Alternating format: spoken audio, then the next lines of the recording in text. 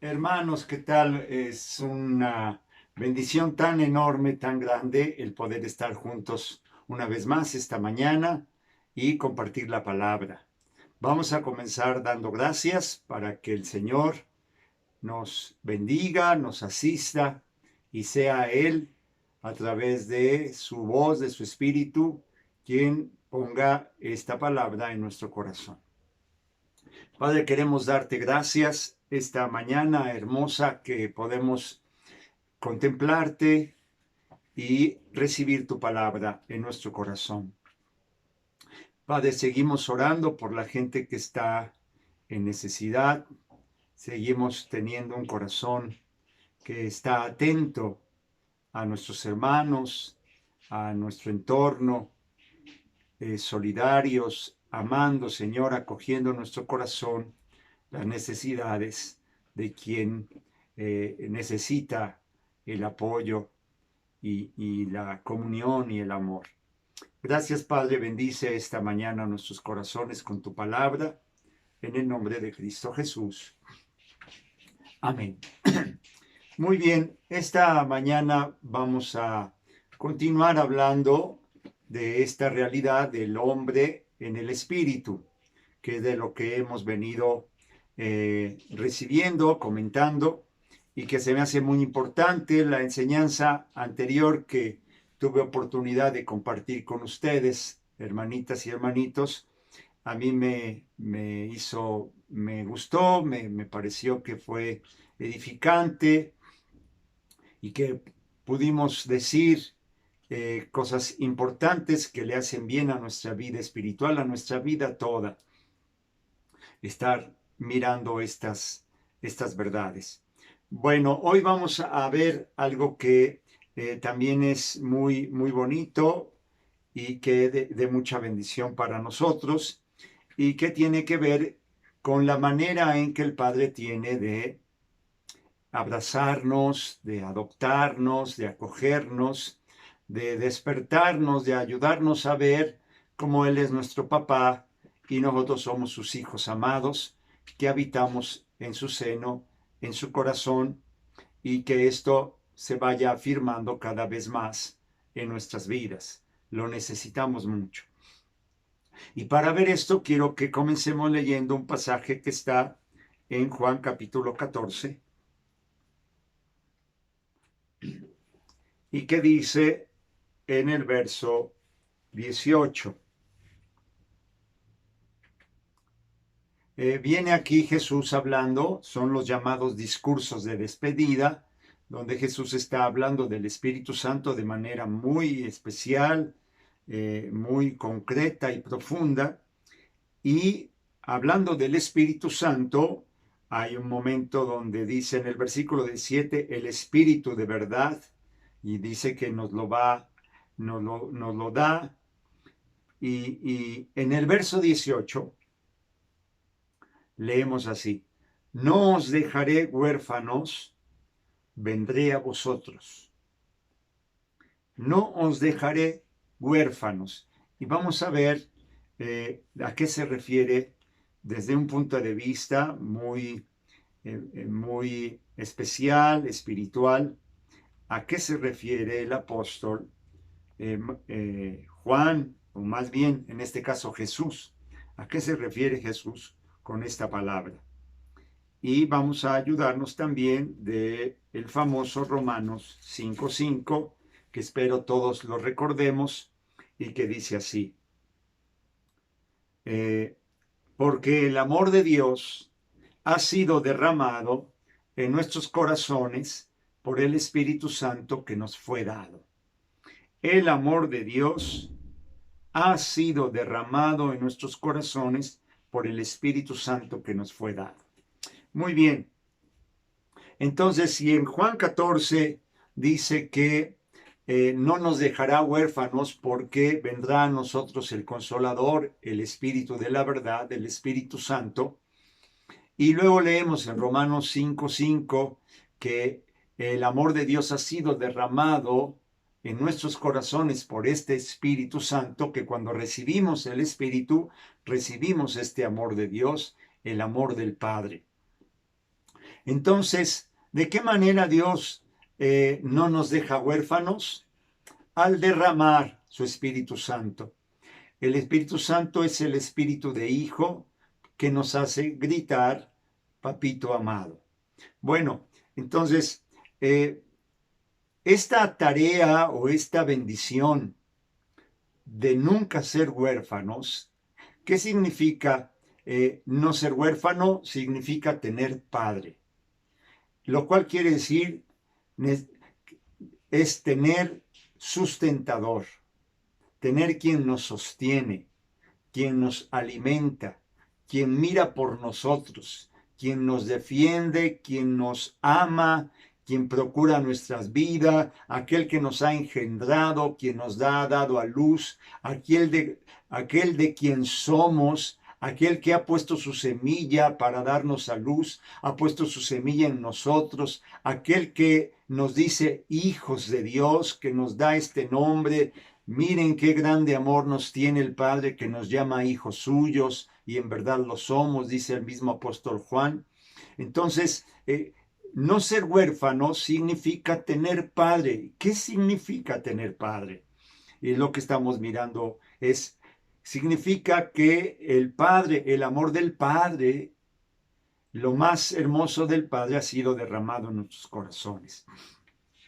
Bueno, y esto lo quiero llevar a relacionarlo con esta verdad que veíamos la vez anterior, de cómo a partir de la encarnación, a partir de Cristo, a partir de la resurrección, a partir de Pentecostés, ya Dios no es sin el hombre y el hombre no es sin Dios, que el hombre es en el Espíritu, que el hombre conoce su vocación, su plenitud, sus verdaderas posibilidades en el Espíritu, su verdadera capacidad, su realidad más profunda, el hombre la conoce en el Espíritu, que el hombre, para ser verdaderamente hombre, es en el Espíritu, que el Espíritu Santo nos hace plenamente hijos de Dios. Bueno, entonces, y vamos a entrar por este camino. No hay nada más exigente que el amor, pero ¿en qué sentido lo decimos? Miren, nadie puede entender lo que realmente es lo que se le ha llamado pecado o equivocación, error, desatino, pero digámoslo con la palabra tradicional. Nadie entiende qué es el pecado si no entiende de amor. Entonces, para explicarme qué quiero decir con que nada hay más exigente que el amor. Exigente no en un sentido legalista de obligación, sino de todo lo contrario. El amor es pura gracia, pura gratuidad. Y es tan profundo que de manera amorosa, de manera graciosa, de manera sutil, la ternura del amor es tan profunda que nos impulsa a lo más bonito de nosotros. Y en ese sentido es que digo, nada es más exigente que el amor. Entonces, continuamos, decimos, nadie entiende lo que realmente es la equivocación, el pecado, si no entiende de amor. Porque, ¿qué es el pecado? Si nosotros miramos qué es el pecado desde una plataforma de ley, desde una convicción de ley, pues diríamos, el pecado es faltar a la ley de Dios, como de pequeñitos, a lo mejor de niños, algunos de nosotros nos enseñaban, que es faltar a la ley de Dios. Eso es el pecado, faltar a la ley de Dios. Eso es desde la ley. Pero otra cosa muy distinta es mirar el error, la equivocación, desde el amor. ¿Qué es el pecado a partir del amor? Miren, es como decir, no es algo que le afecta a Dios, no es algo que ofende a Dios, no es que quedamos mal delante de Dios, es más bien a partir del amor, este concepto del pecado cambia absolutamente, totalmente. ¿Qué es el error? Es más bien una, ¿cómo diríamos? Miren, lo vamos a decir de esta manera. Que me duele que no confiar en el amor del Padre, no confiar como merece la ternura del Padre, no confiar en Él como merece su ternura. Todavía no sé soltarme a tus manos amorosas. Eso es, entonces. A partir del amor, ¿qué significa el pecado? Es que todavía no me suelto a tus manos amorosas. No confío en ti, papá, como merece tu ternura. Eso es. Ya no tiene nada que ver con que faltara la ley de Dios o no cumplir mandamientos o una visión moralista, o nada que ver. En el amor tiene que ver con la ternura del Padre, con el amor, con la confianza, y más que quedar mal con alguien, es que mi corazón se da cuenta que todavía no acaba de soltarse en las amorosas manos del Padre. Eso es todo. ¿A qué voy con esto? Habrá quien diga, pero eso formalmente, teológicamente, no es pecado. Pues puede ser que no, pero sí es la raíz del desatino, del error, de la equivocación. Dejar de confiar, dejar de saber que todas las cosas el Padre las tiene en su mano, me puede orillar a la desconfianza, a la desesperación, a la violencia, en fin. Entonces, nosotros estamos mirando, queremos llegar a este punto en el que iniciamos.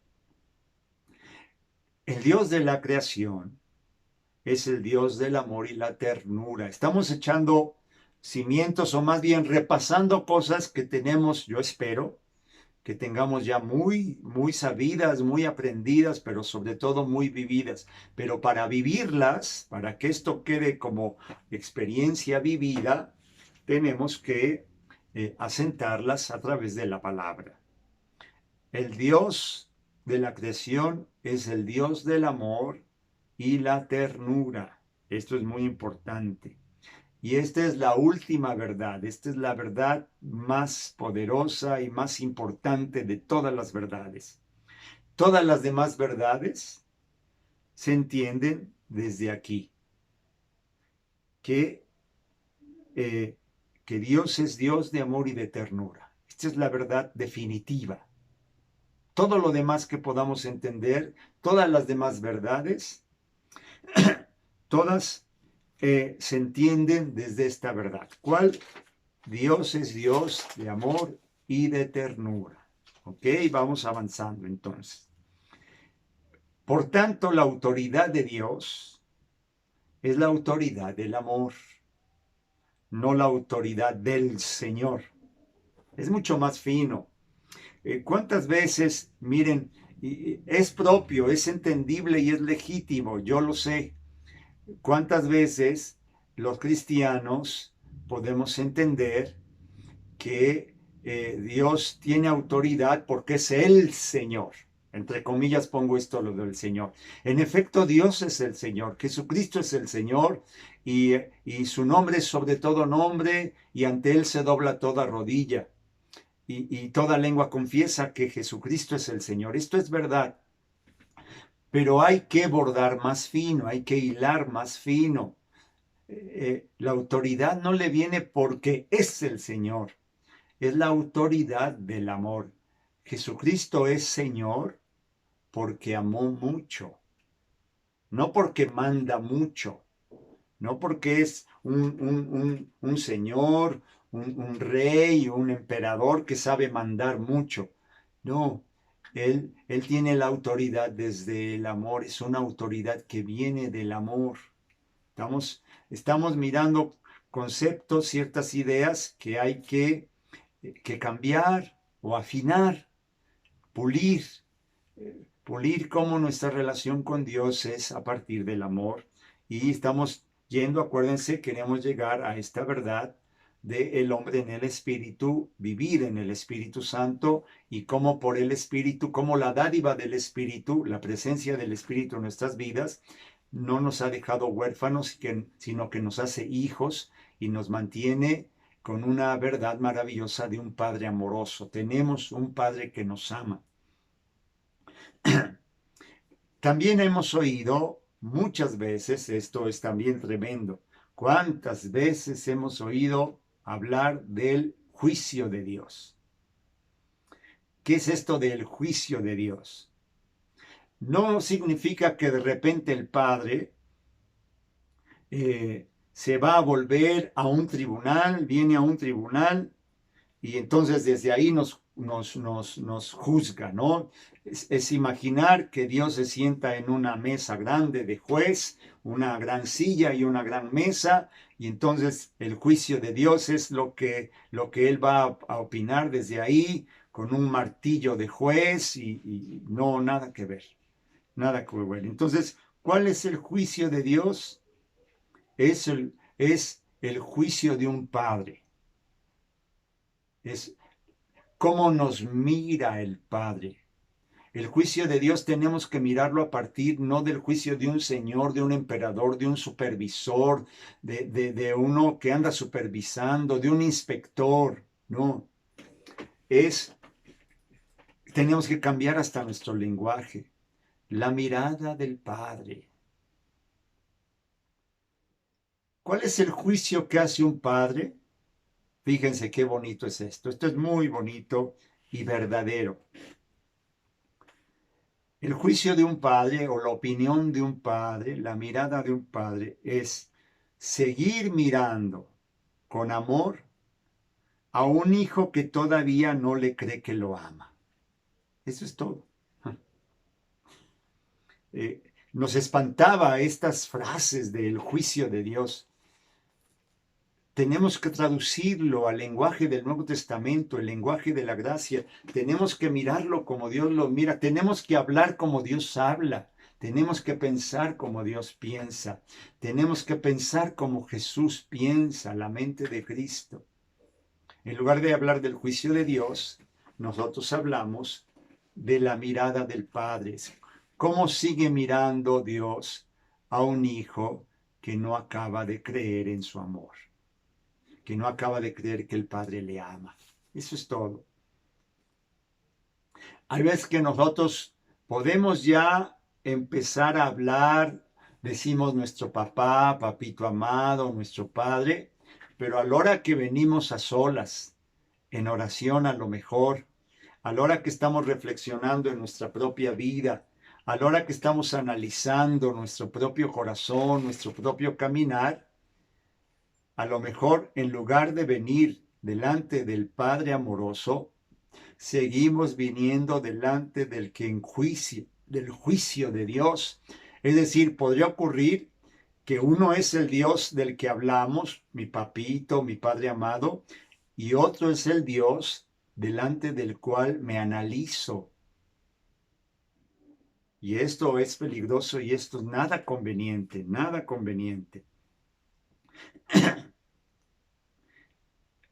Y es que nuestras circunstancias, nuestros problemas y a veces hasta nuestros análisis de nuestra propia vida y de la vida de los demás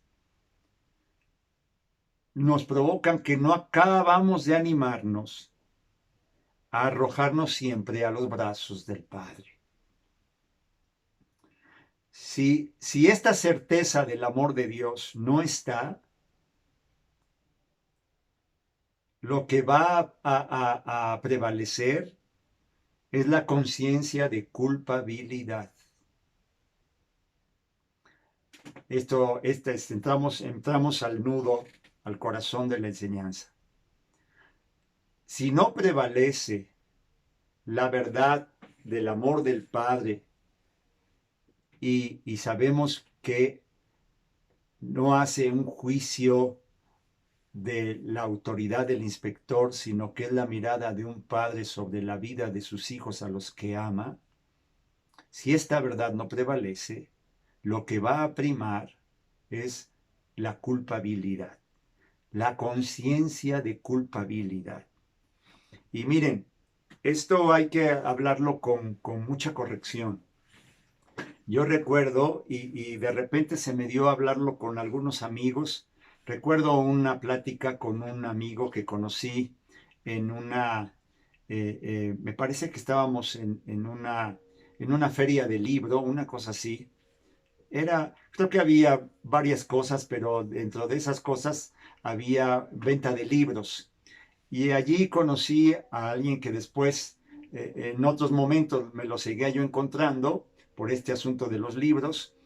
Y él venía de haber su camino había sido, él había estudiado algo así como economía, filosofía, y venía de una formación más bien atea y muy crítica de la religión.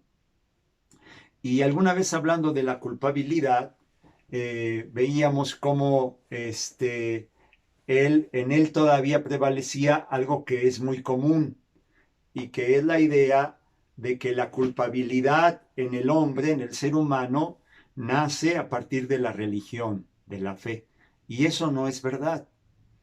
La culpabilidad, y esto es lo que dialogaba con él, y a mí me gustó este diálogo porque lo hicimos de buena manera, en buena amistad, y él se dio cuenta cómo este es un prejuicio que prevalece mucho. Y le explicaba lo siguiente, que la culpabilidad no nace con la religión o con la espiritualidad, o con la fe en Dios, en la fe en Cristo. Esto va atrás, esto nace con el hombre mismo. Esto está metido en el corazón humano. ¿Por qué? Porque los seres humanos, independientemente de si tienen religión o no, si profesan alguna fe o no, pueden ser ateos, pero el ser humano se equivoca, falla en alguna cosa. A lo mejor un niño le dejan 5 ejercicios de matemáticas, tiene que hacer 5 sumas y falla en 3 y entonces saca un 4 de calificación o una cosa así. Y ese, o puede uno fallar como papá, puede uno fallar como esposo, puede uno fallar como hijo, puede uno fallar como novio, puede uno fallar como amigo, puede uno fallar en el deporte, en fin. En todas las áreas que tienen que ver con la vida del hombre, uno puede equivocarse, puede uno fallar. Y entonces esa falla como que deja un registro en el corazón, una marca, y a partir de ahí uno empieza a sentirse que uno falla y que uno es culpable. Ahí hay una raíz de esa sensación de culpabilidad. Por eso es tan importante que nosotros, los hijos de Dios, los seres humanos, tengamos la certeza de su amor. Y por eso estamos repasando esto que estamos mirando hoy. Entonces, no permitamos que quede, que prive en nosotros, que prevalezca en nosotros, que prime, es decir, que tenga el primer lugar una conciencia de culpabilidad. ¿Por qué? Porque es horrible vivir sintiéndose culpable. Tú y yo, si no es que alguno de nosotros por un buen tiempo vivió con esta culpabilidad, sintiéndonos culpables, pero vamos a suponer que ya ninguno de nosotros está en esto. Pero tú y yo debemos conocer personas ya mayores, o ya muy mayores quizá, y que por mucho tiempo, por toda su vida, se han sentido culpables y no logran arrancarlo de sus vidas. Entonces, es horrible vivir sintiéndose culpable, despreciable, es decir, que uno no vale. Es horrible vivir así, con esta sensación, sintiéndose despreciable, es decir, que no tiene uno valor, sentirse nunca digno de amor. Y entonces, ¿qué es lo que queda? Miren, ¿qué es lo que pasa? que hasta que yo no me apruebe, no me dejo aprobar. Y esta es una trampa terrible, porque aún siendo cristiano, aún viniendo delante de Dios en oración, como no me suelto por completo en sus manos amorosas y a los criterios, digámoslo así, de su amor, a la luz de su amor, al calor y luz de su amor, yo no me dejo aprobar por Dios hasta que yo mismo no me apruebo. Y esto es muy terrible, esto es muy difícil.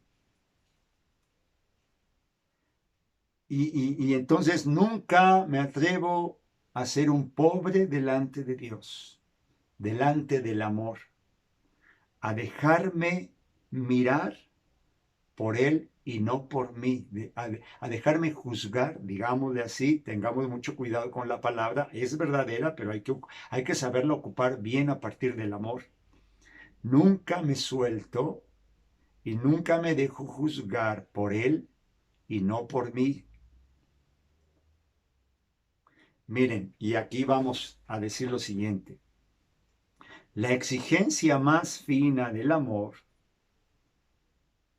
es que ya nunca más yo diga quién soy, sino mirando al que me ama, le pregunte a él quién soy. Y esa es la única verdad. ¿Cuál es la exigencia del amor? Que así comenzábamos, así decíamos. La exigencia más fina del amor es que ya nunca más yo diga de mí mismo quién soy, sino que mirando al que me ama, le pregunte a él quién soy para él. No soy yo el que se tiene que juzgar, es él desde su amor el que me mira con su mirada, con su corazón. A mí, no soy yo quien me tengo que juzgar, es él quien me mira con amor y me dice quién soy. Esto, por ejemplo, también lo podemos ver en la realidad más profundamente humana, y lo podemos ver en los niños, por ejemplo. Ya desde niños, esto también lo ha observado la psicología, esto es muy sabido. Un niño, cuando no es amado por sus padres, nunca piensa que a lo mejor es su mamá o su papá los que están equivocados, que los padres son los que están fallando en algo. Un niño, si no se siente amado por sus padres, inmediatamente piensa que él es el que está mal, que él es culpable de algo. Y esto es muy grave, muy peligroso y causa muchos estragos. El niño inmediatamente piensa, la culpa es mía. Tenemos que cambiar completamente esto. Tenemos que permitir que por la palabra y el Espíritu Santo esto quede completamente atrás y nuestra realidad sea completamente nueva. Si alguno está en Cristo, es una nueva creación, una nueva criatura. Las cosas viejas han pasado, he aquí, todas son hechas nuevas, absolutamente todas. Nosotros tenemos que hablar de esta manera, que es algo que también hemos venido sembrando ya hace meses y que espero esté dando ya mucho fruto. Lo que soy yo podrá ser inconcluso, podrá estar inconcluso. Hemos dicho, el hombre no está mal hecho, está muy bien hecho, es la obra más perfecta de Dios. Podré estar inconcluso, pero estoy bien hecho. A esto que soy, lo puedo, con la ayuda del Espíritu Santo, con la llenura del Espíritu Santo, a esto que soy lo puedo hacer aún más bello. Amén. Por el Espíritu Santo, el hombre, por la llenura del Espíritu, por la presencia del Espíritu, por este posarse del Espíritu Santo, tengan presente la enseñanza anterior, es muy importante, ténganla muy presente, por la presencia del Espíritu Santo en mi vida, por ser verdaderamente hombre. El hombre conoce su verdadera realidad en el Espíritu. El hombre es en el Espíritu. Así, lo que hoy soy, aunque todavía no esté concluido completamente, pero yo tengo a alguien que me ama. Saber que tengo a alguien que me ama es saber a alguien que me lleva a plenitud. Entonces, lo está haciendo cada día más bello y más bello. Concluimos con esta verdad hermosa. Todavía hay que comentar más, pero vamos a quedarnos aquí. Entonces, si Dios es así como estamos hablando, y Dios es así, esta es la revelación más plena que nos ha traído Jesús. Jesucristo es la revelación plena del Padre. Cuando vemos a Jesús, vemos al Padre. Entonces, si Dios es así, todo lo que acontece empieza a ser adorable. Y podemos decirle, Padre, si todo está en tus manos, podría no temer tanto a lo que está pasando, porque Padre, ¿hay algo que se escapa de tus manos?